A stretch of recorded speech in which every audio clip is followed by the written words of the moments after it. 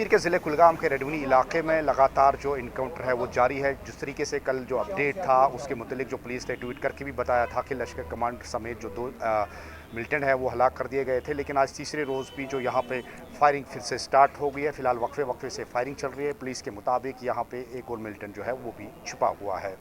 फिलहाल पूरे इलाके को कॉर्डन ऑफ करके इस इलाके को सील कर दिया गया है और सर्च अभियान जो है वो जारी है। कश्मीर उज़्मा के लिए मैं कुलगाम से अज़हर हुसैन।